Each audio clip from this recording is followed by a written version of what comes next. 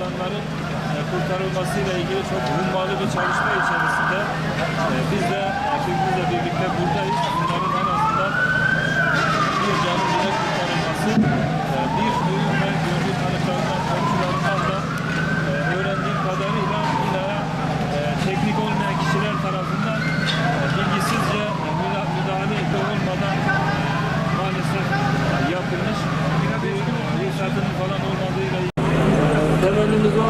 Daha az hasarla, daha az yarayla ve aşağı yukarı 15-20 kişi kahvede vardı. Siz nereden çıktınız? Ben arkada İmam Hatip'in arka duvarında bir duvar patladı. O patlaktan çatıya çıktım. Ne zaman girmiştiniz? 10 dakika önce. Olayda 10 dakika önce. Ne zaman, ne hissettiniz o anda? Vallahi nasıl ne hissedilmez yani. Bir ölümle burun buruna geldik. Demek ki yiyeceğimiz içeceğimiz varmış. Allah korudu yani. Hepimize geçmiş olsun. Tabii hastaneye gitmediniz. Yok, hastanelik bir durumum yok. İki arkadaşımızı kendi imkanlarımla ellerinde tuttum, çıkarttım yukarıya. Çatıya çektim, çıkardım. Diğerlerinde de haber aldık aşağıda daha sonra. Yarım saat yukarıda bekledik, indiremediler bizi. Daha sonra onlarda da sağ salim haberlerini aldık, sevindik yani.